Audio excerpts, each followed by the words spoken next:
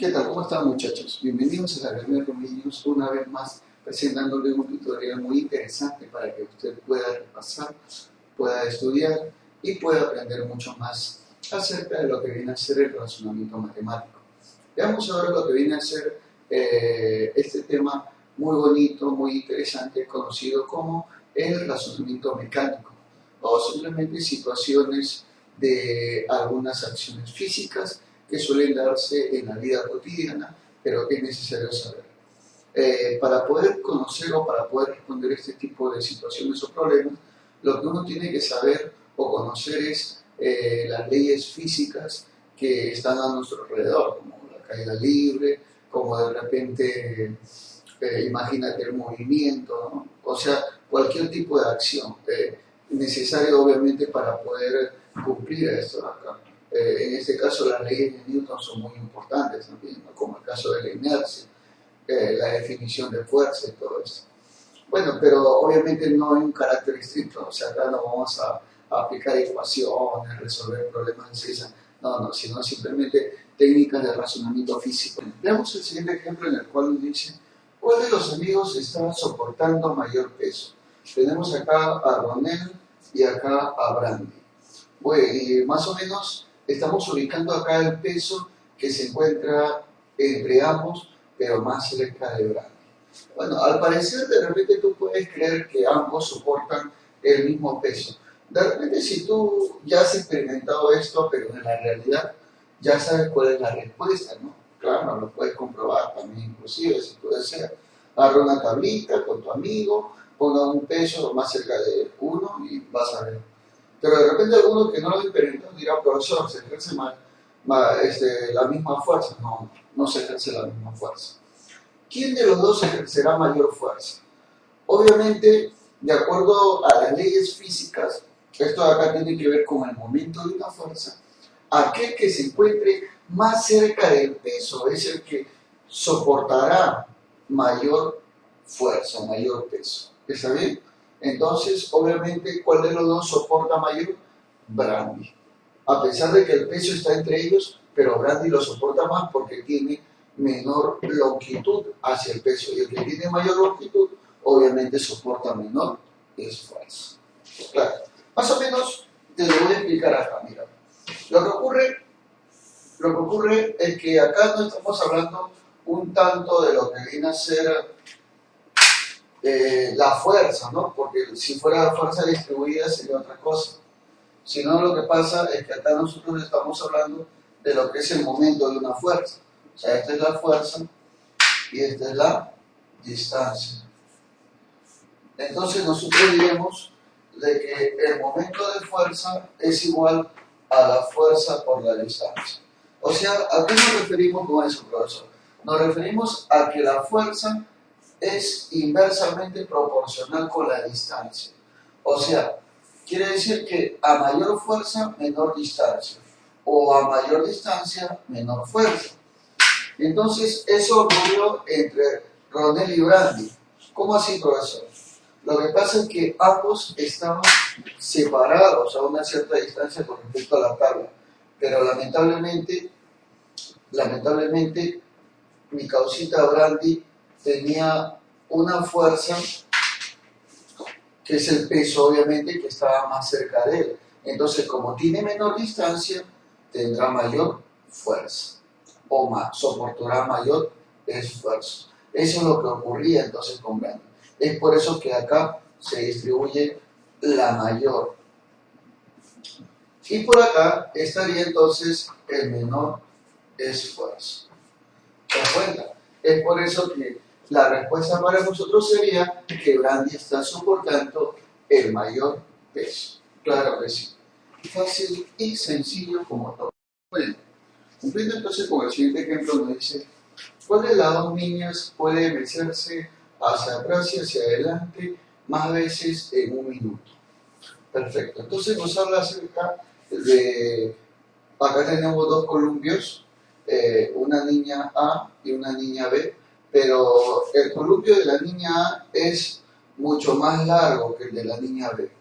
Entonces, obviamente, el número de veces que va hacia adelante y hacia atrás no va a ser el mismo, va a ser distinto. Profe, pero no va a ser el mismo. No, por supuesto que no, porque las leyes físicas nos dicen de que no es así. Para poder entender esto, tú tienes que conocer lo que es el péndulo simple. Bueno, aquel que estudió el péndulo simple, bueno, lo conoce a la perfección. Y aquel que no, ahorita mismo le explicaré algo acerca de esto. Mira, imagínate que tú tienes acá un sistema de una esferita con una cuerda que cuelga del techo. ¿Está bien? Ya, perfecto. Esta de acá, al soltarla, obviamente va a describir el siguiente movimiento. El movimiento de va y ven. Así de esta manera. De tal forma de que esa bolita irá y vendrá. Irá y vendrá. Así sucesivamente. ¿De qué depende ello, profesor? Depende de la longitud que tenga. Pero acá nos dice cuál de las dos líneas puede mecerse hacia atrás y hacia adelante más veces por minuto. O sea, es el número de oscilaciones, se llamaría eso, por minuto. A eso se le conoce como la frecuencia, por si acaso. O sea, cuántas oscilaciones se puede dar en un tiempo determinado. Eso es la frecuencia. Pero la frecuencia se calcula como 1 sobre 2 veces pi por la raíz cuadrada de g sobre l. ¿Eso qué quiere decir, profesor? Quiere decir que la frecuencia y la longitud son magnitudes inversas, caballero. ¿Por qué? Porque en su ecuación se presenta debajo. Entonces, todo aquel que sabe física sabe que la frecuencia y la longitud son magnitudes inversas. Ah, ya. ¿Qué quiere decir entonces con eso, profesor? Quiere decir que la que va a dar más veces en un va y ven hacia adelante y hacia atrás va a ser la que tenga menor longitud. O sea, en este caso sería la niñita de B, la niñita del columpio B. Muy bien, por eso que esta sería la respuesta para nosotros. La B de burrillo, claro que sí. Fácil y sencillo como todas. Veamos entonces el siguiente ejemplo en el cual nos dice cuál es la manera más práctica de cargar el saco en la carretilla. Tenemos entonces dos formas para poder cargar este saco. Uno de los cuales el saco se encuentra más allá y el otro se encuentra más cerca de las asas de la carretilla. Bueno, lo que tú tienes que saber es que las carretillas son palancas de segundo género en las cuales es muy fácil saber dónde se puede lograr mayor esfuerzo. Bueno, de repente tú que ya has experimentado esto, ¿no? Porque de repente ya no cargar, tú puedes saber dónde se ejerce menor esfuerzo, pues, ¿no?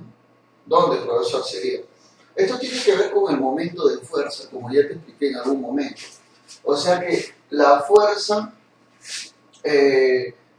es inversamente proporcional a la distancia. Quiere decir que acá la forma más práctica es cuando haya menor distancia.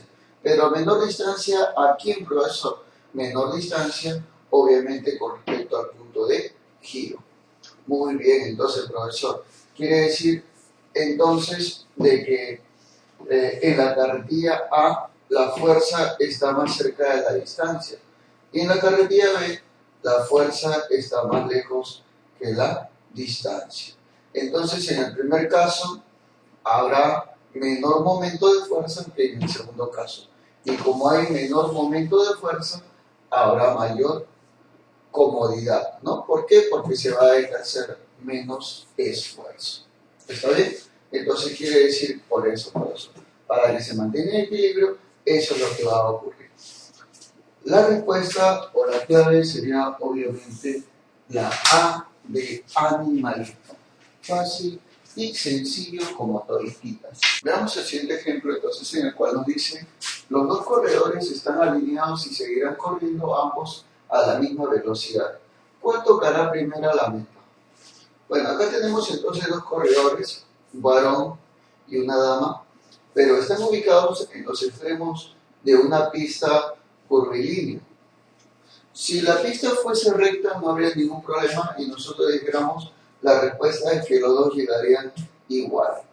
Pero tal como estás viendo la figura, la chica B tiene menor distancia de recorrido, mientras que el atleta A tiene mayor distancia para su recorrido. Entonces, si ambos van a la misma rapidez, de acuerdo a la ecuación del movimiento, obviamente se sabe que a rapidez constante se cumple que la distancia o la longitud recorrida con respecto al tiempo se mantienen en forma directamente proporcional. O sea, esta longitud es directamente proporcional al tiempo. Entonces quiere decir que el que tenga menor longitud de recorrido llegará más rápido, ¿no? O sea, llegará en menor tiempo, mejor dicho. Por eso la pregunta es, ¿cuál tocará primero la meta? Obviamente el que llegue a menor tiempo. Y la respuesta sería la B de Beatriz. Claro que sí. Esa sería la clave, señoras y señores. Fácil y sencillo como todas. Veamos entonces el siguiente ejercicio en el cual nos dice ¿cuál alambre lleva más corriente? Vemos entonces acá un acomodado de dos focos, los cuales están conectados en paralelo, un alambre que va entre ellos y obviamente un alambre final que representa la conexión que tú estás viendo ahí. Y tenemos, por ejemplo, acá el alambre A, el alambre B, el alambre D y el alambre C. Y nos está preguntando cuál de los alambres lleva mayor corriente. Veamos entonces lo siguiente, profesor. ¿Cómo sería? Mira, más o menos te lo voy a graficar acá aparte como para que tú puedas observarlo fácil y sencillamente. Eso de ahí. Ya, entonces, más o menos verificando esa expresión, nosotros observaremos que acá arriba y abajo están colocados los foquitos que se representan como resistencias, obviamente en física. Bueno, y por acá está pasando una corriente I sub A, por acá pasa una corriente I sub D, y por acá pasa una corriente I sub D. Obviamente esta corriente está pasando hasta por acá, ¿no? Igual la corriente I sub A pasa hasta por acá y la I sub D se va directamente. Analizando de acuerdo a una de las leyes muy importantes de Kirchhoff, nos dice lo siguiente, hay una de las leyes importantísimas, nos dice que todas las corrientes que salen y entran a un nodo siempre van a ser iguales, o sea, la suma de las corrientes que salen y entran siempre van a ser iguales, no tienen por qué perderse corriente eléctrica obviamente en entrada o salida del nodo, primera ley de Kirchhoff. Entonces, profesor, quiere decir que la corriente que pasa por acá en B y la corriente que pasa por acá en D, en A, perdón, y la que pasa por acá en D, todo esto acá se acumula en el nodo y sale una corriente acumulada de las tres. Y esa corriente es la corriente I sub C. Ya, profesor. ¿Eso qué quiere decir entonces, profesor? Quiere decir que I sub C es igual a I sub A más I sub B más I sub D. Eso es lo que se cumple, ¿te das cuenta? Ya. Entonces, ¿cuál llevaría más corriente? Obviamente I sub C. ¿Por qué? Porque es la suma de todas las corrientes restantes. Ya. Por eso que la clave es la C de ceviche, claro que sí. Fácil como todas. Bueno, sigamos con los ejemplos. Entonces nos dice, en el sistema de engranaje mostrado, ¿cuál de las ruedas dentadas dará más revoluciones, o sea, giros por minuto? Si el engranaje motor es el que ocasiona el movimiento. O sea, este es el engranaje motor y este mismo engranaje, al estar obviamente acoplada a todos ellos, ¿qué es lo que va a hacer el profesor? Obviamente va a mover a esta, también moverá a esta y también se moverá a esta.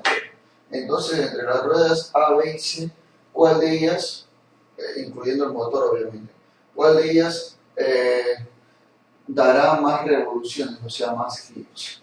Vamos a ver. Para ello tienes que conocer algo de lo que viene a ser el movimiento circular uniforme.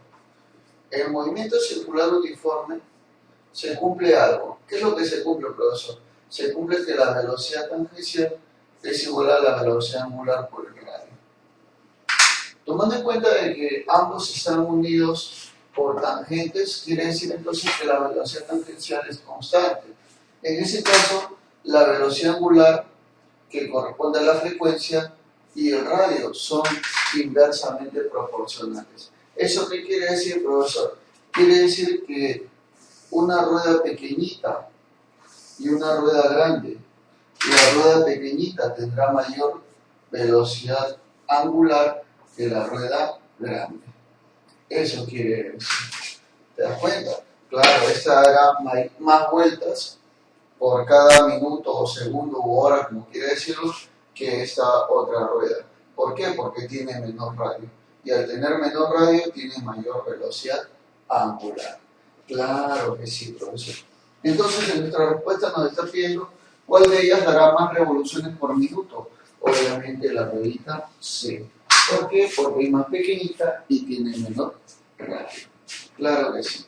Fácil y sencillo como todas. Bueno, vemos entonces el siguiente ejemplo a continuación, en el cual nos dice ¿en cuál de estos dos envases ejerce más presión el líquido en el fondo? O sea, ya sea en el primer envase o en el segundo envase. De acuerdo obviamente al tema de la hidrostática, se puede saber muy bien, fácil y sencillamente se puede saber de que la presión hidrostática, o sea, la presión del líquido contenido en un recipiente, no depende de su forma, tampoco depende del área de la base, sino depende de la profundidad en la cual se encuentre dicho líquido o la altura a la cual está el recipiente. Si nosotros nos damos cuenta, al trazar una isóbara por acá, nos daremos cuenta de que ambos líquidos están al mismo nivel. ¿Y cómo? Entonces, como están al mismo nivel, obviamente ambos líquidos presentarán la misma profundidad.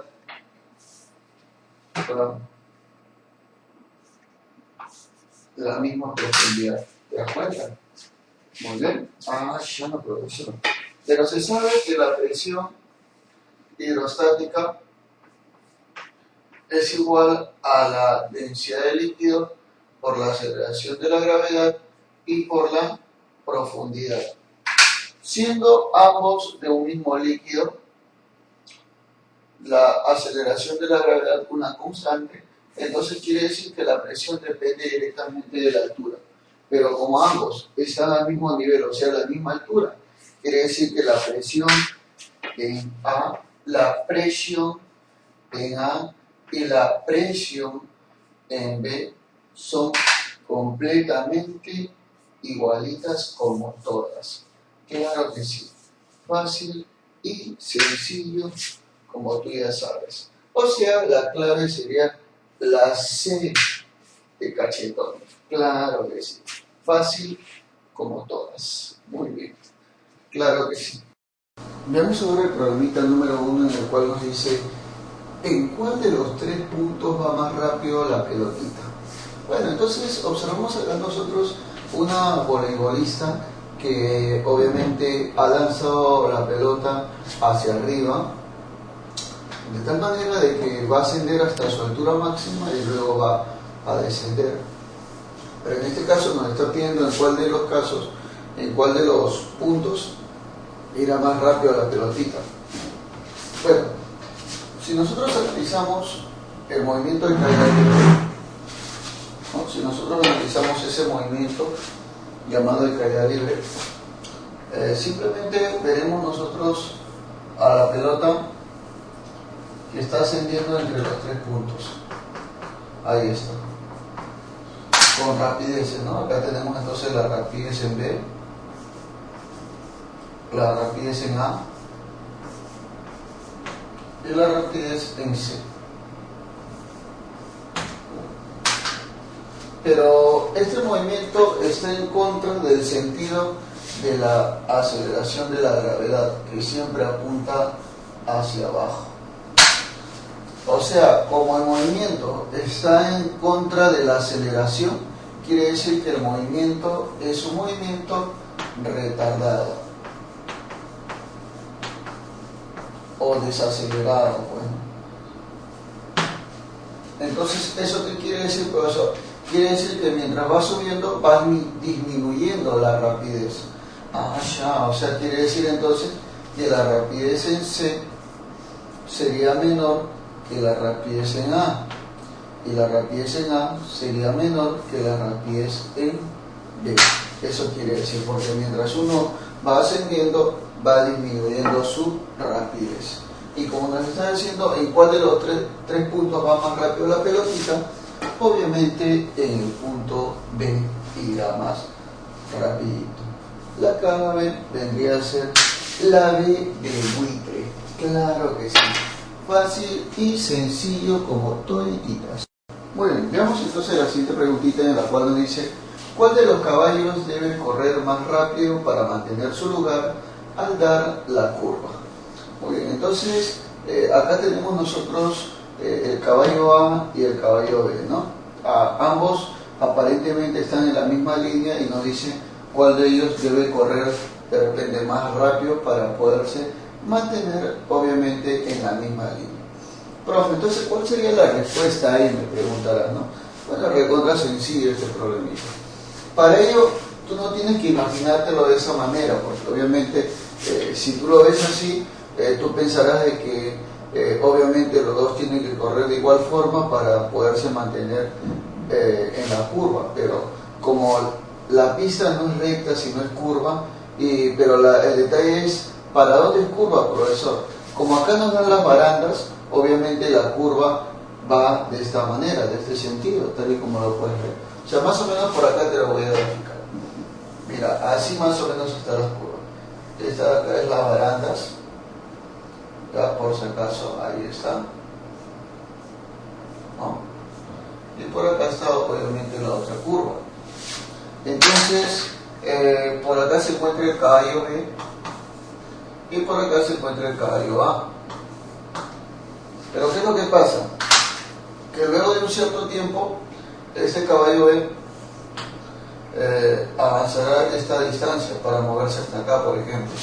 Pero considerando que esa distancia sea de esta longitud, entonces el caballo A, al avanzar la misma longitud, se encontrará por acá, o sea, se encontrará detrás del caballo B. Es por eso que el caballo A, para que esté a nivel del caballo B, que más o menos sería por esta distancia, tendría que avanzar una longitud más, ¿te das cuenta? O sea, para que se encuentre a la misma distancia de B, tendría que avanzar un recorrido más. Por eso dice, ¿cuál de los caballos debe correr más rápido para mantener su lugar al dar la curva? El que debe correr más rápido tendría que ser el caballo A, para que se mantenga en la curva. ¿Te das cuenta? Así de fácil y sencillo. Entonces, por ello, ya que la pista es curva, obviamente el caballo A es el que debe correr más rápido para poderse mantener al mismo nivel del caballo B.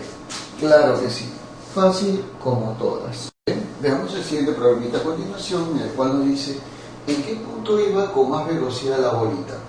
Vemos nosotros entonces que la bolita se ha lanzado de tal manera que determinamos tres puntos, A, B y C. Y la pregunta es, ¿en qué punto iría con mayor velocidad? Bueno, esto acá es un movimiento parabólico, tal y como lo podemos observar, de tal manera de que se ha tomado como referencia tres puntos, donde iría el proyectil, ¿no? Tenemos acá el punto A, por acá al punto B y por acá al punto C. Definitivamente las rapideces no son las mismas. O sea, que tenemos acá la rapidez en A, tenemos acá la rapidez en B y tenemos por acá la rapidez en C. Muy bien, entonces tenemos en A, en B y en C. Profe, ¿en cuál será mayor? Bueno, recuerda que en un movimiento compuesto es un movimiento en el cual tenemos dos movimientos característicos a la vez. En este caso sería un movimiento de caída libre vertical y un movimiento horizontal que vendría a ser un MRU. En el MRU no hay ningún problema porque la rapidez siempre va a ser la misma. El detalle está en el movimiento de caída libre. Entonces, profesor, en ese movimiento de caída libre, como ya lo hemos analizado en alguna pregunta anterior, la aceleración de la gravedad apunta siempre hacia abajo. ¿Qué quiere decir? Que el movimiento hacia arriba es un movimiento desacelerado, motivo por el cual el móvil siempre va con una mayor velocidad desde abajo y al subir o al ascender disminuye su rapidez, ya que la gravedad hace que desacelere dicho proyectil. Por eso diremos que la rapidez en A será mayor que la rapidez en B y la rapidez en B será mayor que la rapidez en C. A nosotros nos están pidiendo en cuál de los puntos iba con mayor velocidad la bola, obviamente en A, bueno, porque estaba más abajo, claro que sí. La clave, obviamente, la A de animalito, claro que sí, fácil y sencillo como todas. Continuando con el problema, nos dice ¿cuál de las dos figuras muestra cómo separará este círculo de madera? Acá tenemos entonces un círculo de madera el cual se muestra en dos figuras, ¿no? Acá tenemos para A y para el caso B un tapón de acero, obviamente, que cierra a ese círculo de madera. Entonces nos preguntan a nosotros en cuál de los dos casos se podrá parar ese círculo de madera. ¿Sería A o sería B? Bueno, esto tiene que ver bastante con lo que es el tema de caída libre y además con lo que es el centro de gravedad, para ver cuál es la estabilidad de ambos. En primer lugar, en un círculo, el centro de gravedad se halla en el punto medio, en el centro del círculo. Ahora, si yo coloco obviamente un tapón por encima de dicho centro, entonces no encontraré yo la estabilidad. ¿Por qué, profesor? Porque el centro de gravedad del objeto estaría por encima del centro de gravedad del círculo. Entonces no habría estabilidad. Para que haya estabilidad, entonces, ¿qué es lo que debe ocurrir? Que el tapón debería estar debajo del centro de gravedad del círculo. Y recién encontraremos estabilidad con el tapón abajo, por supuesto. O sea, obviamente, la que cumple con ello sería solamente el caso A, porque el caso B no es así. La clave, la A de animalito. Claro que sí. Fácil y sencillo, sencillo, sencillo como todo. Veamos entonces el siguiente problemita en el cual nos dice: se tienen dos esferas huecas idénticas atadas. ¿Cuál de las cuerdas está más tensa? O sea, tenemos acá dos cuerdas idénticas, dice, atadas con dos esferas. Dos esferas las cuales son huecas e idénticas. La esfera A obviamente está parcialmente sumergida, mientras que la esfera B está totalmente sumergida, y ambas atadas obviamente desde el fondo de dicho líquido, y nos está pidiendo cuál de las dos tiene mayor tensión, o sea, más tensa, ¿no? Bueno, hay dos cosas que tú tienes que saber que es muy importante. En primer lugar, en la esfera, si nosotros más o menos analizamos el DCL, el diagrama de cuerpo libre, ya que está atada por una cuerda y la esfera intenta salir, porque obviamente como es hueca intenta salir, entonces quiere decir que habría una tensión apuntando hacia abajo. ¿Está bien? También tendría un peso apuntando hacia abajo y una fuerza que apunta hacia arriba debido al contenido del líquido, y eso es el empuje. ¿Te das cuenta? Entonces, obviamente la tensión depende del empuje. ¿Por qué, profesor? Porque mira, acá se debe cumplir que la tensión más el peso es igual al empuje. Vas a restar la tensión es igual al empuje menos mg. Pero tomando en cuenta de que esto de acá es la misma para ambas esferas, entonces no tiene nada que ver, solo depende del empuje. La tensión va a depender del valor del empuje. Bueno, ¿cómo es eso, profesor? Quiere decir que el empuje ¿no? Que es igual o se calcula como la densidad del líquido por la gravedad y por el volumen de la parte sumergida, nos daremos cuenta de que en ambos casos la densidad es la misma, la gravedad también es la misma. Entonces, quiere decir que el empuje solamente depende del volumen de la parte sumergida. Entonces, entre A y B, ¿quién tiene mayor volumen? A ya mayor volumen tiene B. ¿Por qué? Porque está sumergido todo. En cambio A solamente está sumergido una parte, o sea, tiene menor volumen sumergido.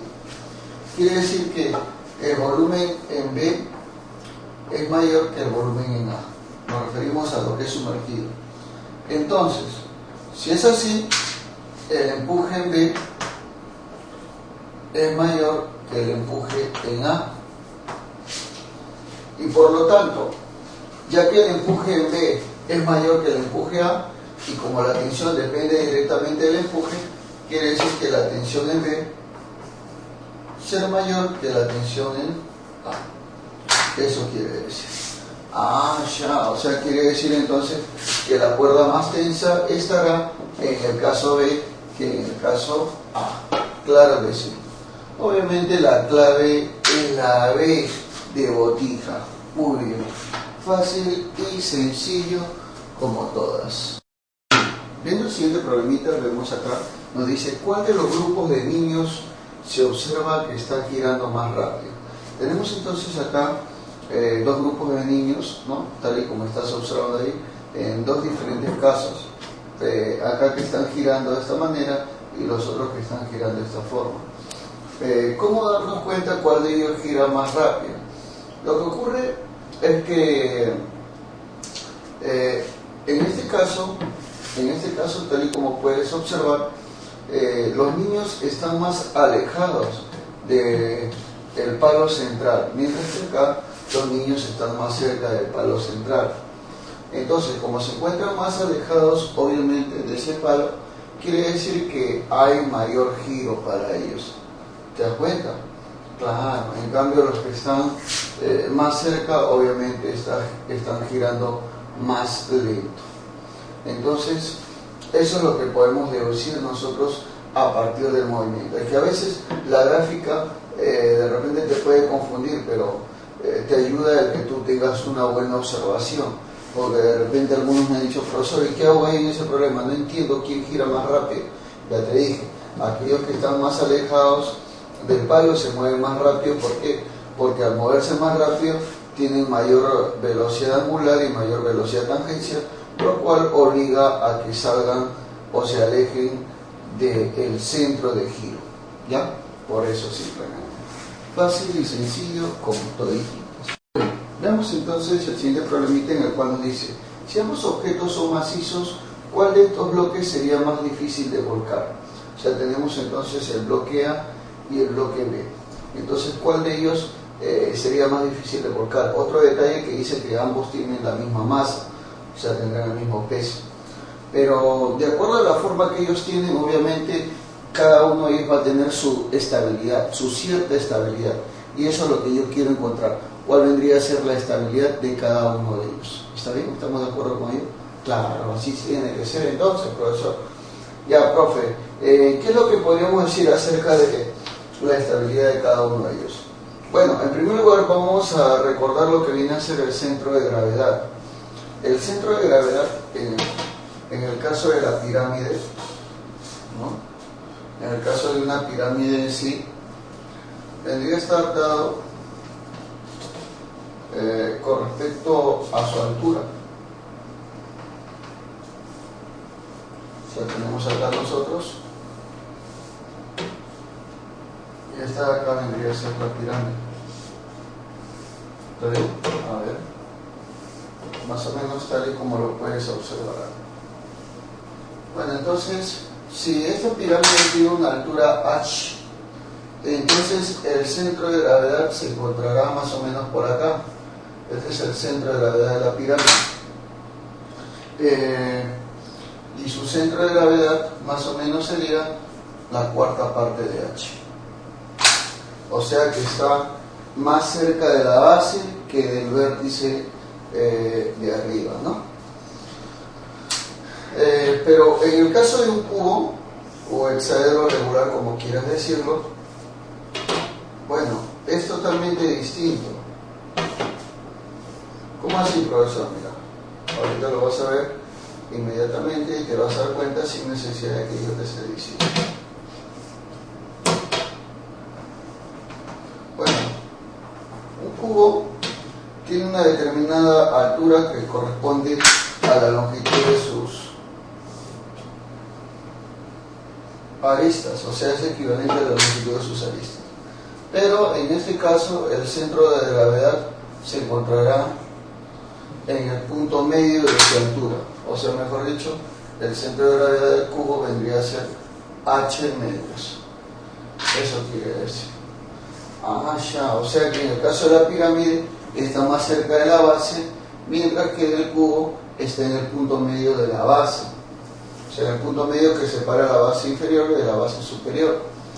Es por eso que como el centro de gravedad del primer caso está más cerca de la base, tendrá mayor estabilidad y mayor, obviamente, dificultad para que tú puedas cambiarle de posición, o sea, para que tú puedas volcar. Por lo general, para que yo pueda volcar a este de acá, tengo que ejercerle un ángulo que sea mayor a 90 grados. Mientras que para poder volcar un cubo, el ángulo tiene que ser mayor que 45 grados. O sea, en el primer caso es el doble, ya que está a la cuarta parte. O sea, más o menos esta es la mitad de esto, por eso, ¿no? Entonces, para volcarlo necesitaría casi el doble. Por eso la pregunta es, ¿cuál de estos bloques sería más difícil de volcar? Obviamente el bloque A. La pirámide es más difícil de volcar siempre. Claro que sí.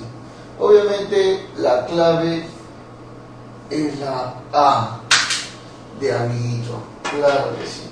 Fácil y sencillo como todas. Veamos el siguiente problemita en el cual nos dice ¿cuál de los piñones gira más despacio? Tenemos entonces acá dos piñones, el piñón A y el piñón B, y nos piden cuál de ellos vendría a ser el que gire más despacio. Entonces, ¿cómo haríamos ahí, profesor? Recontra fácil y sencillo como todas.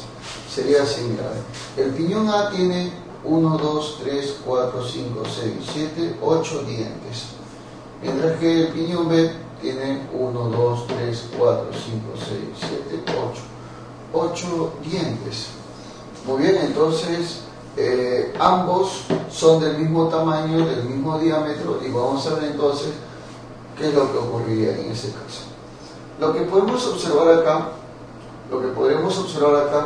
es que las velocidades tangenciales de A y de B van a ser iguales, y como presentan el mismo tamaño, entonces las velocidades angulares también van a ser respectivamente iguales.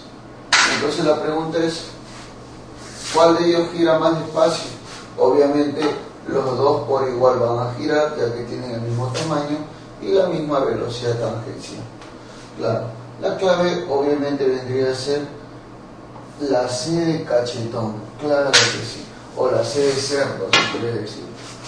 Muy bien, fácil y sencillo como toditas. Veamos ahora este problemita en el cual nos dice ¿en cuál de los casos podrá el hombre arrastrar mayor fuerza sobre el camino sin rozamiento? O sea, vamos a ver en cuál de los dos casos el hombre va a aplicar mayor fuerza para que llevar este cochecito, ¿no? Eso es lo que nos está pidiendo en el problema.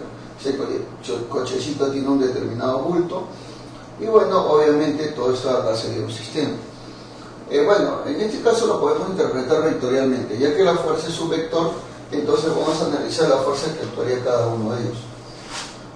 Primero en el caso A,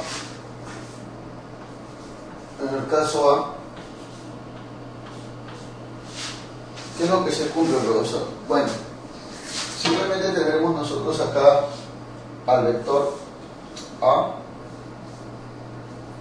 el cual se suele descomponer en dos vectores, uno horizontal y el otro vertical. Ahí está. Así es. Entonces, a nosotros nomás nos importaría la descomposición horizontal, porque es con la que se va a jalar el cochecito. Ahora veamos el caso B. En el caso B, vemos nosotros de que se trata de una cuerda ya más larga, por la cual se va a ejercer una fuerza. Tomando en cuenta que esta es la fuerza en el segundo caso, en el caso B, y si la descomponemos, más o menos así sería. O sea, hacia la derecha y hacia arriba. ¿Está bien? Entonces, en el segundo caso nos damos cuenta que la fuerza horizontal es mayor. Nos damos cuenta que la fuerza horizontal es mayor que en el primer caso. Entonces, como es mayor que en el primer caso, debido obviamente a la forma de la cuerda, mira cómo está desplayada, acá está la fuerza y acá está la fuerza. Entonces, como en el segundo caso la componente horizontal es mayor que en el primer caso, diremos que acá es donde se ejerce mayor fuerza. En el caso B. Claro que sí.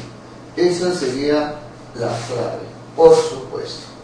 Obviamente es la B de viejo. Bueno, viejo con B labial, por si acaso. Bueno, por ahí van a decir, no V, profesor. Claro que sí. Veamos el siguiente problemita en el cual nos dice ¿cuál disparará más lejos? A ver, vamos a ver cuál de los tres cañones dispara más lejos el proyectil. Acá está obviamente con una cierta forma de disparar, acá es otra forma y acá sería otra forma, tal y como lo puedes observar ahí. Entonces, profesor, entre esas tres formas, ¿cuál vendría a ser la forma más adecuada? Bueno, más o menos vamos a ver lo que viene a ser el alcance máximo. ¿No? Recordando que en el movimiento de caída libre o movimiento parabólico se va a determinar eso, lo que es el alcance máximo. El alcance máximo se logra cuando el proyectil que es lanzado forma 45 grados con la horizontal. En ese caso diremos que se trata de un alcance máximo. Más o menos sería de esta manera.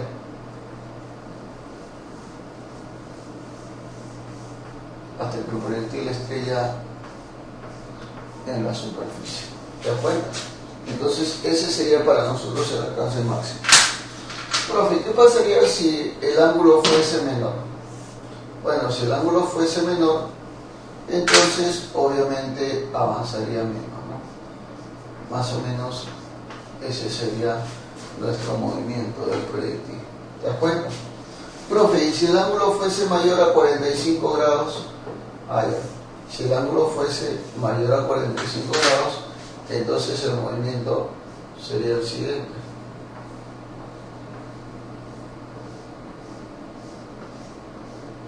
¿Te das cuenta? Entonces eso es lo que estaba ocurriendo. Estaba ocurriendo de que no quiere decir que sea más inclinado para que sea un movimiento parabólico con mayor desplazamiento o más corto, sino tiene que ser el que se aproxima a 45 grados. Entonces entre los tres, ¿quién se aproxima a 45 grados? Obviamente la A de animal. Claro que sí.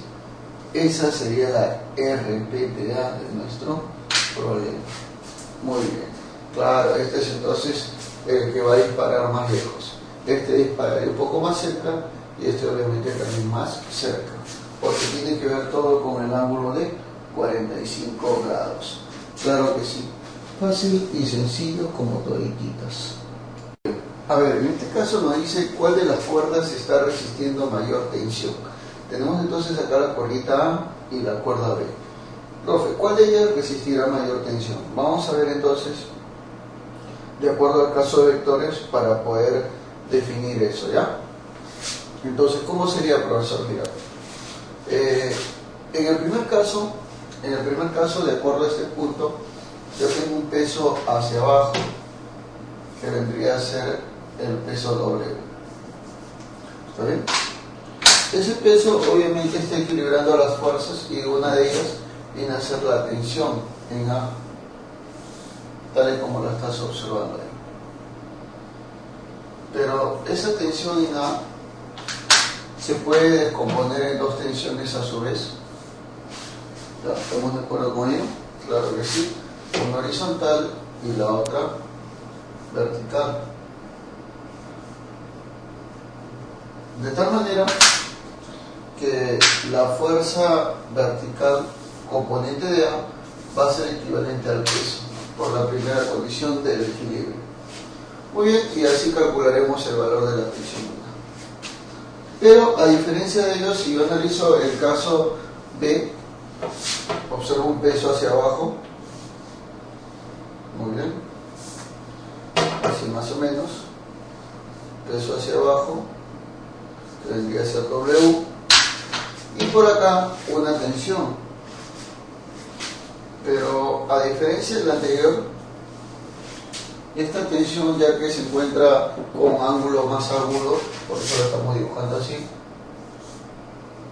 esta tensión a su vez se va a descomponer en otras dos componentes vectoriales. Claro, en otros dos componentes vectoriales que deberían ser esta de acá y esta de acá. ¿Te das cuenta?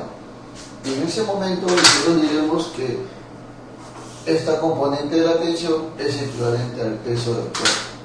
Pero esto se trata en el caso B, la tensión B. Muy bien, entonces, profesor, en el caso A estamos acá en este diagrama y en el caso B estamos en este diagrama. Pero si tú te das cuenta, en B el vector es mayor. ¿Por qué, profesor? Porque, bueno, si bien es cierto, tienen un cateto en común, ¿no? Porque obviamente corresponde al mismo peso. Pero el otro cateto acá es más pequeño, la cual determina un vector tensión de esta manera. Y en el segundo caso, la segunda componente es muy largo, lo cual origina una tensión de esta forma. Por ello que diremos que esta medida será mayor que esta medida. Muy bien, en otras palabras, la tensión en B es mayor que la tensión en A. Esa es la clave, mis estimados amiguitos. Como nos está pidiendo cuál de las cuerdas está resistiendo mayor tensión, vendría a ser obviamente la cuerda B de Bcito. Claro que sí. Fácil y sencillo como todititos. Muy bien, veamos entonces el siguiente problema en el cual nos dice: ¿cuál de las dos personas deberá correr más rápido para mantener su sitio en la curva? Entonces, si la persona que quiera tener su sitio en la curva y obviamente llegar a la meta al mismo tiempo, entonces debe correr más rápido una de ellas. Pero ¿cuál de ellas sería, profesor? A ver, más o menos nosotros analizamos la curva y la vemos así de esta manera, ¿no? En la cual obviamente aquí se encuentra la meta, ahí está, por acá está más o menos la personita B y por acá está la personita A. Pero si nosotros nos damos cuenta, la personita B tiene esta longitud, mientras que la personita A tiene toda esta longitud. O sea, la longitud de la personita A es mayor que la longitud de la personita B. Ah, ya, profesor. O sea que la distancia de A será, la longitud de A será mayor que la longitud de B. Pero como nosotros sabemos que la velocidad es igual a la distancia sobre el tiempo, quiere decir que la velocidad y la distancia son directamente proporcionales. O sea, quiere decir que a mayor distancia, mayor velocidad. Ah, ya. Eso quiere decir entonces que la velocidad con respecto a A y con respecto a B, ¿quién será mayor, profesor? Obviamente, como la distancia de A es mayor que la de B, entonces la velocidad de A es mayor que la velocidad de B. Eso es lo que podemos deducir nosotros. Entonces, profesor, ¿quién deberá correr más rápido para mantener su sitio en la curva? Obviamente el atleta A, por supuesto. La clave, la A de animalito. Muy bien. fácil y sencillo como todas. Veamos el programita en el cual nos dice qué única pieza del cable sostendrá mejor al poste. Obviamente acá hay un poste el cual tiende a volcarse hacia la izquierda, entonces para la cual se ha practicado 3 cables y nos dicen cuál de ellos sostendrá mejor al poste. Vamos a ver entonces cómo sería, ¿ya? A ver, para ello tiene que ver con las tensiones en cada uno de ellos. Por ejemplo, la tensión en A sería de esta manera. O sea, dibujamos por acá A, la cual se puede descomponer fácilmente en otros 2 vectores, que vendría a ser este de acá y el que estás observando ahí. Muy bien, ese es el caso A. Ahora vemos el caso B. Profe, ¿cómo sería el caso B? Bueno, algo similar, pero el vector es un poquito más grande en B. Este vector se va a descomponer también en otros 2 vectores que vendrían a estar así, de esta manera. Claro que sí. Y por último, el vector C, que más o menos está por esta parte. Ahí está, el vector C. El cual se va a descomponer en otros 2 vectores que vendrían a ser de esta manera y de esta forma. Ahí está. Entonces, nosotros diremos lo siguiente. Para que la pieza, para que el poste no se caiga hacia la izquierda, obviamente tiene que haber una fuerza hacia la derecha que lo sostenga y que anule, obviamente, el efecto provocado por el peso. ¿Cuál de ellos sería, profesor? Bueno, en el caso del cable A, esta es la fuerza hacia la derecha que ayuda a que no se caiga. En el caso B, también esta es la fuerza que ayuda. Y en el caso C vendría a ser todo esto de acá, lo que ayuda a que no caiga. Entonces, ¿en cuál de ellos se sostendrá mejor el poste? Obviamente en el caso C, porque ejerce una mayor fuerza para hacer que esto de acá permanezca en equilibrio. Claro que sí. O sea, la respuesta entonces sería, ¿quién, profesor? La C de cachetón. Claro que sí. Fácil y sencillo como todas. Muy bien. Así es. Muy bien. Veamos el siguiente ejercicio en el cual nos dice, según la dirección en que se está apuntando el fusil, el punto de impacto más probable será, mira, ve, acá la personita está apuntando hacia B, pero la pregunta es, el punto de impacto más probable, ¿cuál vendría a ser? Ah, ya. Entonces, más o menos sería tablero de esta forma. Vamos a ponerle así, de esta manera, en el cual están señalados 3 puntos, ¿no? El punto A, por acá el punto B y por acá el punto C. Pero lo que pasa es que para el punto B ya se encuentra señalado. Entonces el rifle, tal y como lo puedes observar, ¿no? O sea, el rifle está señalando o está observando directamente el punto B. Pero ¿sabes qué es lo que ocurre? Lo que ocurre es que esto de acá, o sea, la bala que saldrá de dicho rifle, saldrá aplicada por las leyes de la física, y una de ellas es la caída libre por la gravedad. ¿Qué quiere decir con eso, profesor? Quiere decir que su movimiento no será un MRU, sino será un movimiento compuesto. Claro, debido a que la caída por la gravedad hará que la bala descienda cada vez más. Entonces, en ese caso diremos que el movimiento será un movimiento parabólico, pues, ¿no? Claro, y más o menos se moverá de esta forma. O sea, el movimiento descrito sería así, una parábola. Claro que sí, profesor. Y lo más probable es que la bala llegue al punto C. Claro que sí. Muy bien, entonces, profesor, la respuesta sería la C de cachetito. Claro que sí. Fácil y sencillo, como todititas. Muy bien. Veamos el siguiente problemita en el cual nos dice, si las dos campanas suenan al mismo tiempo, ¿cuál escuchará primero el hombre?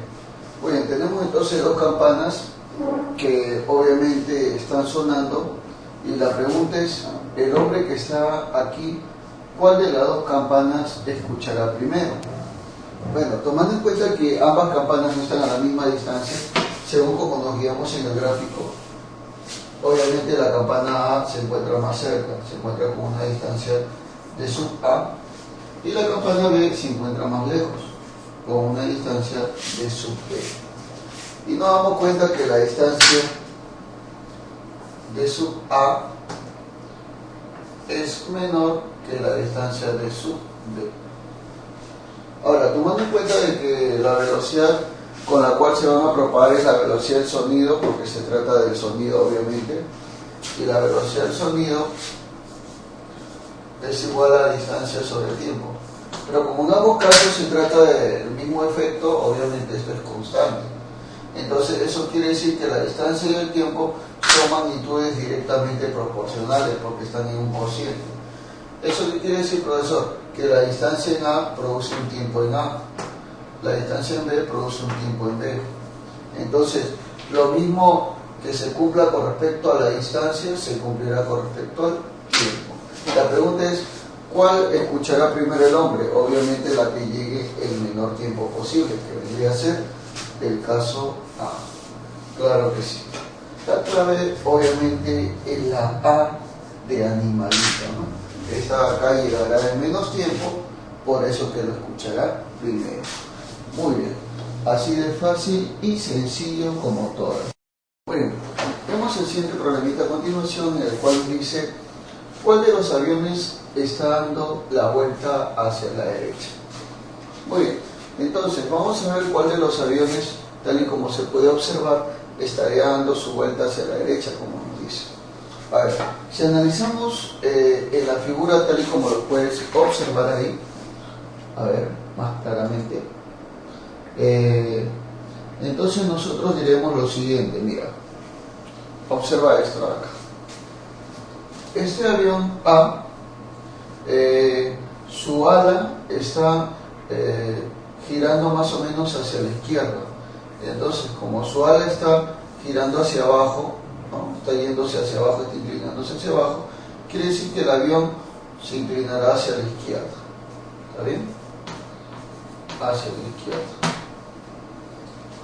El avión B, bueno, no se ve que sus alas están inclinadas, o sea, eso quiere decir que el avión B irá hacia adelante, seguirá moviéndose tal y como estás observando ahí. Mientras que el avión C, su ala que está inclinada hacia abajo, está apuntando hacia la derecha. Entonces, este gira hacia la derecha. ¿Te das cuenta? Entonces, nosotros podemos observar en qué sentido gira cada uno de ellos de acuerdo a la forma que tiene el avión. O sea, como acá se ve que está girando para allá, porque esta está más abajo y está más arriba, por la parte izquierda, entonces gira hacia la izquierda. Esta no experimenta un cambio con respecto a la posición de las alas, por eso que está moviéndose hacia arriba, y este acá, su ala derecha, está más abajo que su ala izquierda, entonces por eso que está girando hacia la derecha. Claro que sí. Fácil y sencillo como todititas. La clave, ¿cuál sería, profesor? Dice, ¿cuál de los aviones está dando la vuelta hacia la derecha? Obviamente sería el avión C. La C de cachetón. Claro que sí. Fácil. Facilísimo. Muy bien. Claro que sí. Tenemos el siguiente problemita en el cual nos dice, si el motor X se apaga, ¿en cuál dirección debe moverse el timón para mantener el avión en vuelo directo? O sea, acá tenemos entonces un avión en el cual el motor X, que es el que se encuentra en la parte derecha, se va a apagar. Entonces, ¿qué ocurriría, profesor? A ver, de acuerdo a las leyes de la física, esto es lo que debe ocurrir a continuación. Muy bien, entonces tenemos acá más o menos, este de acá vendría a ser el avión. ¿Está bien? Claro que sí, profesor. Bueno, por acá están más o menos las alas de dicho avión. Pero hay un pequeño detalle, ¿no? ¿Qué cosa, profesor? Me preguntarás de repente. Lo que va a ocurrir acá es que una de las alas de dicho avión se va a tener que apagar. Entonces, si decimos que se tiene que apagar, es porque obviamente el movimiento ya no va a ser el mismo, va a cambiar ese movimiento. Ya, pero, profe, ¿cómo sería el movimiento? Ya, imagínate que acá tú tienes el avión, bueno, por acá están las hélices, y este de acá se apagó. Entonces, ya que el movimiento se realiza de esta manera, o sea, el movimiento está yendo así, en esta dirección, al apagarse esto de acá, lo que va a provocar es que por su propia inercia, el ala del avión tienda a permanecer estático y a trasladarse girando. O sea, todo este sistema giraría en este sentido. O sea, el avión comenzaría a dar un vuelco así de esta manera, simplemente por haberse apagado.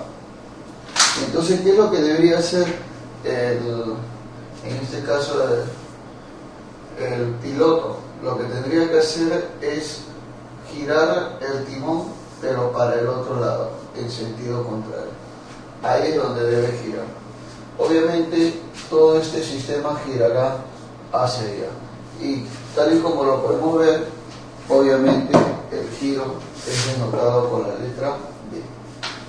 ¿Ya? Entonces gira en este sentido, en sentido horario, para provocar obviamente una nulidad con el giro que se provoca al apagarse el motor X. Y de esa manera, obviamente, el avión tendría un vuelo directo y no cambiaría su dirección. ¿Te das cuenta? Qué bravo el pilotear, ¿no? Claro que sí. Así de fácil y sencillo como todas. La clave, obviamente, la B debe serlo. Claro que sí. Fácil como todititas. Muy bien. Veamos el siguiente problemita en el cual nos dice: si Pedro y el recipiente de agua pesan en total 200 kilogramos, en el diagrama 1, ¿cuál será el peso del sistema en el diagrama 2 cuando Pedro está sumergido totalmente en el líquido? O sea, acá el conjunto dice, tenemos Pedro y acá el recipiente, el cual tiene líquido, y obviamente agua, ¿no? Y obviamente Pedro está fuera del recipiente, todavía no se da su chapuzón, y el detalle es que dice que en total ambos tienen 200 kilogramos. Ahora, ¿qué pasa cuando Pedro, en el segundo caso, entró al recipiente y comienza a nadar, ¿no? O a permanecer ahí dentro del recipiente? ¿Qué va a ocurrir? Bueno, lo que va a ocurrir en este caso es lo siguiente. Mira, cuando Pedro entra acá al recipiente, va a haber un volumen de líquido desalojado cuyo peso es considerable, pero ese peso se va a anular con la idea del empuje hidrostático. O sea, el empuje hidrostático es equivalente al peso del líquido desalojado. Entonces no nos interesa si se desaloja algún líquido, porque eso va a ser equivalente al empuje hidrostático. Muy bien, entonces, profesor, ¿eso qué quiere decir? Quiere decir que la masa total se mantiene invariable. Ah, ya. O sea, si acá el peso era 200 kilogramos, acá también seguirá siendo 200 kilogramos. No tiene nada que ver el empuje hidrostático o el peso del agua desalojada, etcétera, etcétera. No tiene nada que ver. La respuesta sería entonces, profesor, ¿qué cosa? Lo mismo, pues, ¿no? La misma, claro que sí, obviamente. La C es bichito, claro que sí. Fácil y sencillo como todas. El problema es así, como tú lo estás observando, no tienes que complicarte mucho la vida. Tú ya tienes que saber cómo se tiene que resolver esto acá, obviamente aplicando tus propios criterios para que no tengas duda más adelante en el futuro. Claro que sí. Fácil como todo. Veamos el siguiente problemita a continuación, en el cual nos dice: si los dos brazos ejercen la misma fuerza, ¿en qué sentido girará la tarraja con empuñadura? Tenemos acá entonces una tarraja con empuñadura, la cual se agarra en las dos partes, se giran en sentidos contrarios con la misma fuerza. Entonces nos dicen, obviamente, cuál vendría a ser el sentido de giro de dicha tarraja, ¿no? Vamos a ver entonces. Más o menos se trata acerca de lo que es el momento de una fuerza, en el cual nosotros tenemos acá el eje o punto de rotación, y se ejercen dos fuerzas, las dos en el mismo sentido, pero respecto al punto de apoyo, al punto de giro, obviamente van a ejercer diferentes giros. ¿Cómo así, profesor? Mira, la mano izquierda y la mano derecha producirán un cierto momento de fuerza. Este produce un momento de fuerza en este sentido y este produce un momento de fuerza en el otro sentido. Este es momento horario y este es un momento antihorario. Pero como ambos se aplican la misma fuerza y están a la misma distancia del punto de giro, quiere decir que los momentos horario y antihorario van a ser iguales. Y como son iguales, obviamente todo el sistema permanece en equilibrio, motivo por el cual no se puede definir el sentido de giro. ¿Te das cuenta? O sea, se anula inmediatamente este giro. Ya, profesor. Por eso que la clave es la B de burrito. Claro que sí. Obviamente así tiene que ser esto de acá. Muy bien, entonces tú ya sabes que si tú tienes cualquier sistema en el cual se le aplica la misma fuerza en el mismo sentido, sea para arriba y el otro para arriba, entonces ¿qué va a pasar, profesor? Como los giros están en sentido contrario, el sistema no va a moverse. Eso es lo que va a ocurrir. Fácil y sencillo. Claro que sí. Muy bien. Veamos el siguiente programita en el cual nos dice: ¿cuál de los dos carritos es más probable que empiece a rodar? Tenemos acá entonces dos carritos que están ubicados en peldaños de escaleras, pero que corresponden a distintos planos inclinados. O sea, por ejemplo, acá yo veo el plano inclinado A, que corresponde a esta figura. Bueno, simplemente voy a dibujar esto de acá. Voy a dibujar esto de acá. Esto es con respecto a lo que viene a ser, obviamente, el plano inclinado A. Y ahora veamos el plano inclinado B. ¿Qué es lo que podemos decir con respecto a ello? Con respecto a A y B, podemos observar que el ángulo del plano inclinado en B es mayor que en A. Entonces, al suceder eso, quiere decir que B tiene menor ventaja mecánica que en A. Entonces, al tener esa menor ventaja mecánica, es más probable que por acá ocurra un movimiento que por el plano A.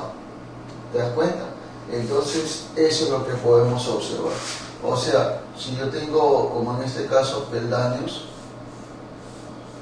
obviamente es más seguro en A que en B. En B es más probable que haya más movimientos debido a que tiene mayor ángulo de inclinación. Por eso simplemente. Muy bien, profesor, entonces la clave vendría a ser la D de besito. Claro que sí. Fácil y sencillo como todas. Muy bien, así es. Veamos entonces el problemita a continuación, en el cual nos dice: cuando el bote atraviesa las olas, ¿cuál de los hombres viajará más cómodo? Acá tenemos entonces tres hombres: el hombre A, el hombre B y el hombre C. Oye, tal y como lo estamos observando, el bote está trasladándose y bueno, el sujeto A se encuentra en la proa, el sujeto B se va a encontrar en la parte intermedia y el sujeto C se va a encontrar en la popa. Muy bien, entonces, ¿qué quiere decir con eso, profesor? Quiere decir de que uno de ellos va a viajar cómodamente y obviamente va a ser el que se encuentre siempre en la parte delantera, o sea, en la proa. ¿Por qué? Porque va a estar en contacto con el agua, o sea, la primera llegada del agua en su movimiento está con A, entonces por eso que él ya se encuentra más o menos adherido a ello, mientras que los otros alternan, o sea, hay un alternativo entre lo que viene a ser olas o de repente aguas calmadas, entonces es por eso que acá va a haber mucho más movimiento, tanto como en B como en C. Entonces por eso la respuesta sería en A, se viaja mucho más cómodo, fácil y sencillo, claro que sí. Muy bien, así de fácil y bonito es esto de acá. Entonces puedes experimentarlo de repente en algún momento de tu vida y vas a poder lograr concordar con lo que habíamos hablado en este capítulo. ¿Está bien? Muy bien, muy buena suerte muchachos, sigan adelante por favor. Claro que sí. Bueno, veamos el siguiente problemita en el cual nos dice hay que jalar los 3 botes a tierra. ¿En qué caso hay que desplazarse más lejos? Tenemos entonces 3 botes los cuales se tienen que jalar. Para ello tenemos diferentes tipos de sistema. Por acá tenemos una polea móvil y por acá tenemos poleas fijas. Muy bien, entonces reconociendo ello podemos observar que la utilidad de una polea móvil es que la polea móvil puede reducir en este caso el esfuerzo a la mitad. En cambio las poleas fijas no, estas poleas fijas o roldanas como quieras decirlo, simplemente van a transmitir el mismo movimiento, pero con la diferencia de que solamente van a rotar y no se van a trasladar. En cambio esta polea móvil sí se traslada, motivo por el cual podemos decir de que mientras que estas cuerdas se desplazan solamente esta parte, esta acá tiene que desplazarse el doble. ¿Por qué? Porque tenemos que recoger tanto la cuerda de la derecha como la cuerda de la izquierda. Es por eso que dice hay que jalar los 3 botes a tierra. ¿En qué caso hay que desplazarse más lejos? Obviamente en el caso del bote A, porque se encuentra trabajando con una polea móvil. Así de fácil y sencillo es esto. O sea, la clave obviamente es la A de animalito. Muy bien, recontra facilísimo y sencillo. Si no te quedó claro, por acá más o menos te voy a explicar nuevamente lo que es el funcionamiento de estas poleas. En el caso de una polea fija se le llama así porque se encuentra fija en un determinado punto, pero en este caso vamos a ver nosotros de que el esfuerzo que tú le apliques, por ejemplo si yo le aplico una fuerza para poder jalar a este bloque, entonces tú ejercerás la misma fuerza que el bloque, o sea la fuerza del bloque da lo mismo, ¿no? En cambio si se trata de una polea móvil que además de rotar también se traslada para poder ejercer un esfuerzo, ahora nos daremos cuenta de que ya no va a ser el mismo, ¿no? Va a ser totalmente diferente. ¿Cómo es eso, profesor? Mira, a ver, vamos a experimentarlo de esta manera. Pero bueno, se puede dibujar así como se puede dibujar para cualquier otra parte.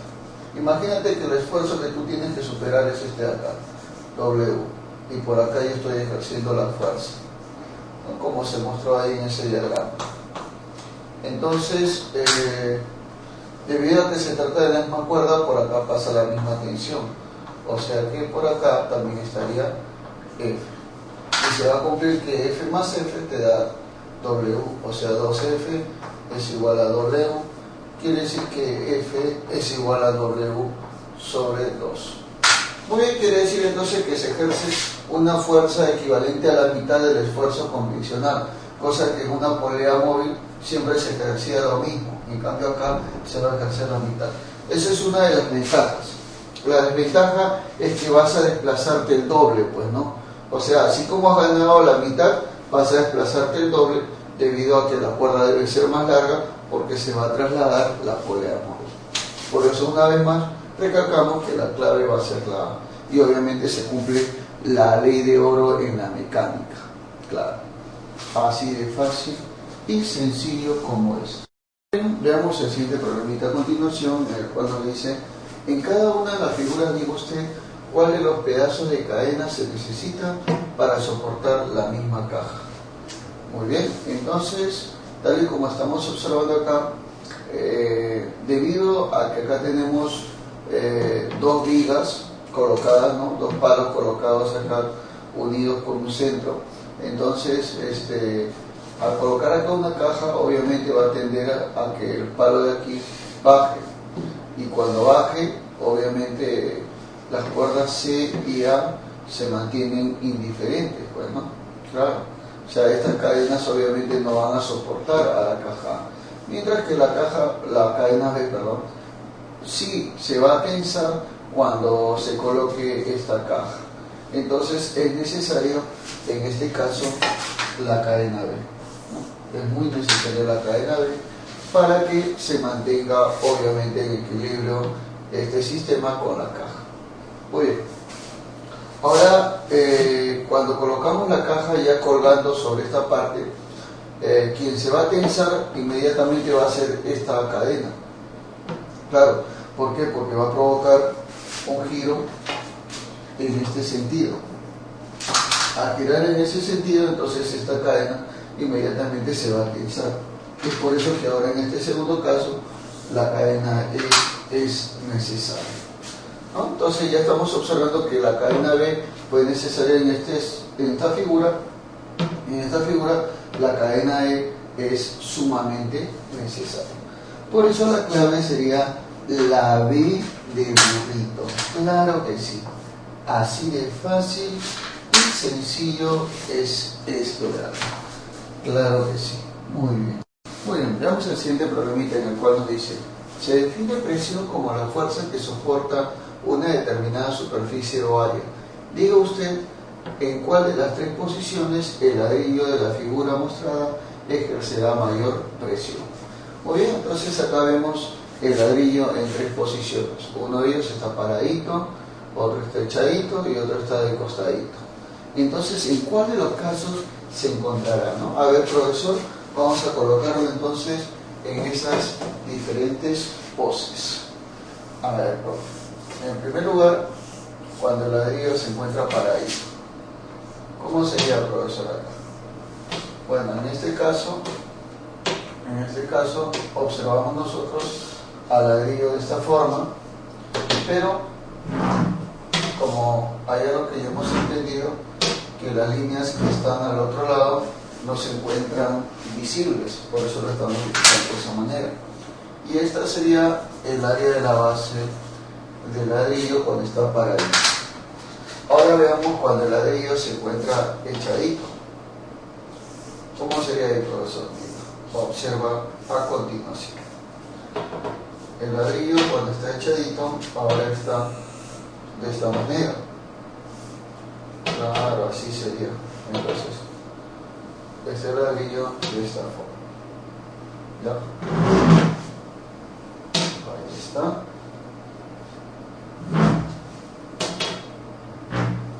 Muy bien.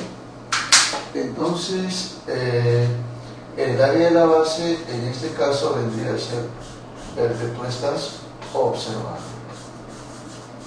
Este es el caso de cuando se encuentra el ladrillo echadito, ¿no? Ahora veamos el caso C, cuando el ladrillo está de costadito. Veamos entonces, ¿cómo sería el profesor? Bueno, por acá más o menos lo estamos observando.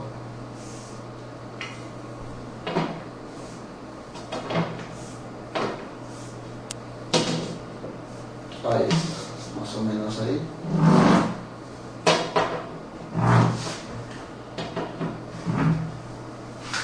Muy bien, entonces esta sería el área de la base una vez que el ladrillo está de costadito.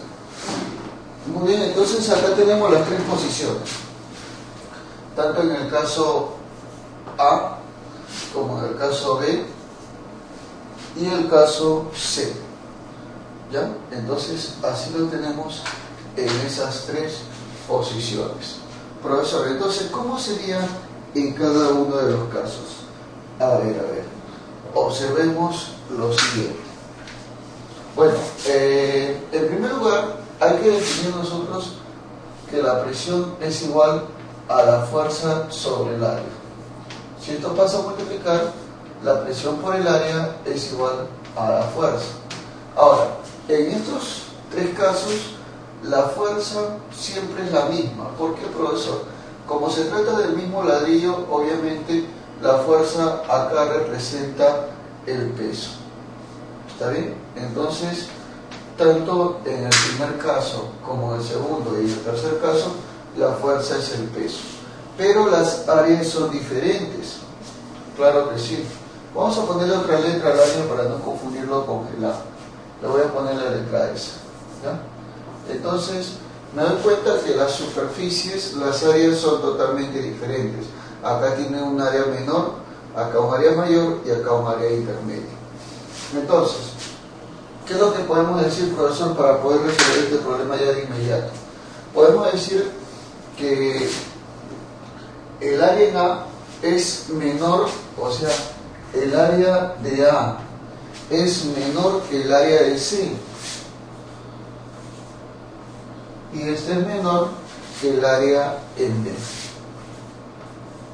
¿Por qué, profe? Obsérvalo, pues mira, el área en A es mucho más pequeño que en C y C es menor que en B. Pero como la presión y el área son inversamente proporcionales, ya que la fuerza es una constante, son inversamente proporcionales. ¿Y cómo sabemos? Porque en un producto siempre se representan las magnitudes inversas. Entonces, si el área mantiene esta relación, las presiones tienen que mantener relaciones opuestas. O sea, la presión en A será mayor que la presión en C y la presión en C mayor que la presión en B. Claro que sí, profesor. Muy bien. Fácil y sencillo como todas. O sea, en otras palabras, en ese problemita nos dice, diga usted en cuál de las tres posiciones el ladrillo tendrá la mayor presión. Obviamente será en A. En A la presión es la mayor de todas. La clave obviamente es la A de animalito. Claro que sí. Fácil y sencillo como todas. Muy bien, claro que sí. Muy bien, veamos el siguiente problemita a continuación, en el cual nos dice: ¿por qué las palomas que se depositan en las redes de alta tensión no se electrocutarán? O sea, tenemos palomas, o generalmente nosotros cotidianamente, cuando tú ves, por ejemplo, los cables de alta tensión que se encuentran entre los postes, observas que se depositan palomas y dichas palomas no se electrocutan, ¿no? O sea, esa es la gran duda que algunos de repente se preguntarán, ¿no? O algunos que ni siquiera les interesa o lo pasan por desapercibido, ¿no? Lo que ocurre tiene que ver bastante con el cuerpo que tienen las palomas y también sus patas, que son sistemas prácticamente aislantes en los cuales la resistencia eléctrica es enorme, que no permite que ingrese en gran cantidad, sino una pequeñísima cantidad nada más, tanto así que no es percibida por las palomas. Entonces, por eso que ellas lo pasan por alto. Bueno, imagínate que este es el cable de alta tensión y viene una paloma con sus patitas e inmediatamente se atreve a ubicarse o a colocarse en dicho cable de alta tensión. Entonces, ¿qué le pasaría? Me dicen, ¿no, profesor? ¿Qué le pasaría a la pobre palomita? Bueno, simplemente lo que le pasaría es nada, pues no le ocurriría nada.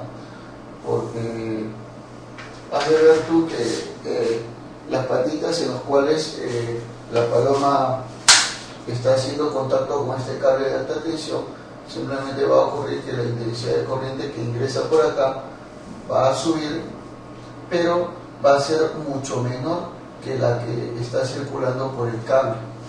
Claro, por ejemplo, si acá fuese un I y acá fuese un I sub 1 lo que está entrando por acá, entonces diremos nosotros que el I sub 1 será mucho menor que la corriente normal. Bueno, y por acá atraviesa obviamente la corriente I y por aquí sería I.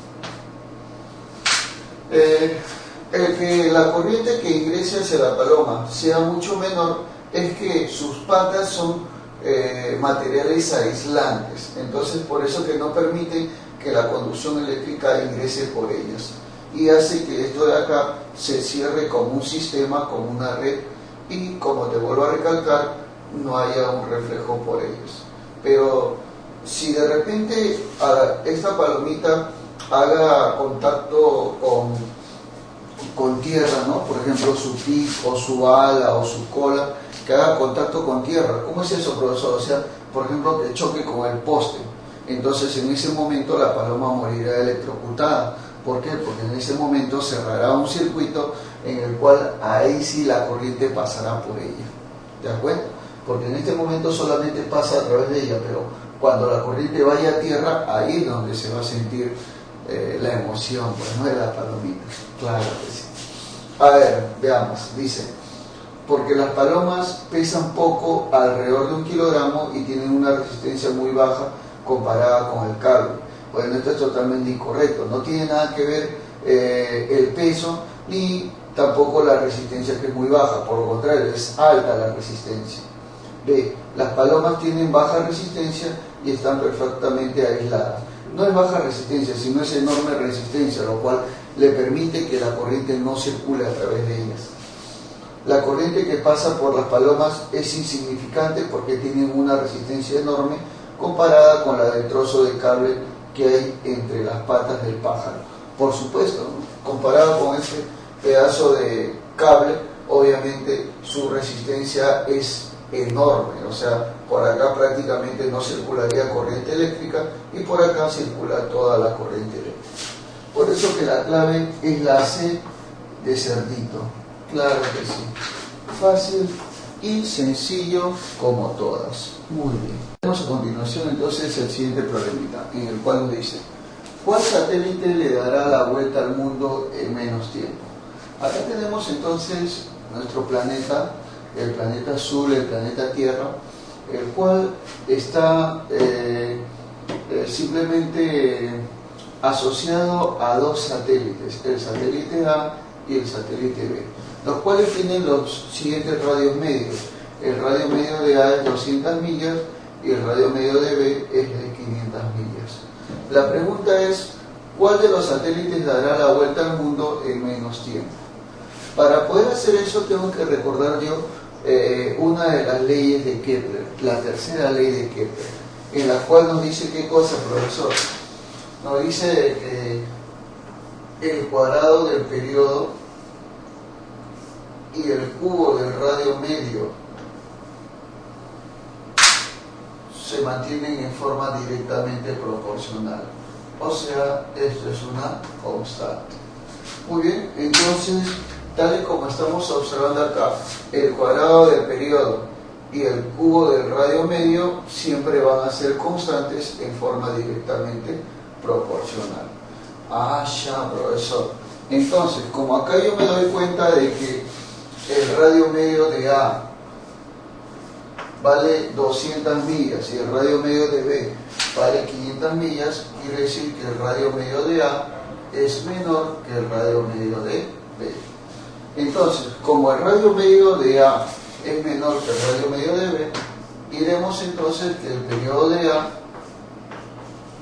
es menor que el periodo de B. ¿Por qué, profesor? Porque ambas son magnitudes directas, pues, ¿no? Por eso, si el radio de A es menor que el radio de B, el periodo de A es menor que el periodo de B. Entonces la pregunta es, ¿qué satélite le dará la vuelta al mundo en menos tiempo? Obviamente el que tiene menor periodo. Claro que sí. O sea, la respuesta sería la A de animalito. Claro que sí. Fácil y sencillo como todas. Muy bien, así de sencillo está esto. Dice, ¿cuál sería la trayectoria de la bomba vista por un aviador cuando arroja una bomba a tierra? O sea, lo que ocurre es que ese aviador arroja una bomba a tierra. ¿Te das cuenta? O sea, desde el momento que estuvo ahí, lo arrojó. Entonces, el detalle es, ¿cuál sería la trayectoria? Sería una trayectoria A, una trayectoria B, una trayectoria C, una trayectoria D. O sea, ¿cuál vendría a ser, no? Pero dice, vista por un aviador cuando arroja, dice, ¿cuál sería la trayectoria de la bomba vista por un aviador cuando arroja una bomba a tierra? O sea, el aviador que está acá, ¿cómo vería caer esa bomba? Es lo que te está preguntando a ti. ¿Está bien? Muchos que conocen este tema hablan de movimiento compuesto, hablan de relatividad también, ¿no? Hablan del principio de inercia y todo eso. Pero bueno, déjame decirte de que el movimiento depende bastante del observador, el cual se dedica a poder interpretar a dicho movimiento. En este caso, el observador es el aviador, por eso dice la bomba vista por un aviador cuando arroja una bomba a tierra. O sea, el aviador, ¿cómo observaría la bomba? ¿Cuál sería la trayectoria descrita cuando el aviador que está acá lo viera? A ver, profe, ¿cómo sería ahí en ese caso? Mira, más o menos te lo voy a graficar. Entonces, siendo este de acá el avión, avioncito por acá, así bien bonito, ahí está. Siendo este de acá el avión, dicho avión va a arrojar la bomba, aquí está. Esta es la bombita que va a arrojar. Entonces, si tú tomaras el punto de vista de este avión y la bomba obviamente desde afuera, imagínate que tú estás acá sentadito y observas tú de repente la bomba. Entonces, tú vas a observar un movimiento compuesto en la bomba. ¿Por qué, profesor? Porque obviamente esa bombita va a salir con un movimiento de caída libre y también con un movimiento de merreón teniendo la velocidad del avión. O sea, más o menos tú lo verás así de esta manera. ¿Te das cuenta? Pero así observará un observador fuera del avión, o sea, el que está obviamente acá en esta parte inferior. Pero el avión, como se está moviendo en esa dirección, y él es el que ha dejado la bomba, entonces el avión en todo momento lo ve vertical. En todo momento ve que la bomba cae en la misma línea. A ver si me interpreta de esta forma. O sea, cuando el avión se encuentra por acá, la bomba se encuentra aquí. Cuando el avión está por acá, la bomba se encuentra ahí. Cuando el avión está por acá, la bomba se encuentra ahí. Y así sucesivamente. O sea, el avión lo ve en todo momento que hubiera caído en una línea recta dirigido hacia abajo. Ya, o sea que el aviador va a ver la bomba cayendo así, hacia abajo. Por eso la clave sería la A de animalito. ¿Te das cuenta? Claro que sí. Otros van a decir, no, profesor, pero que no es así. Así es cuando lo ve de afuera. Pero el aviador lo ve cayendo verticalmente. Fácil y sencillo como todititas.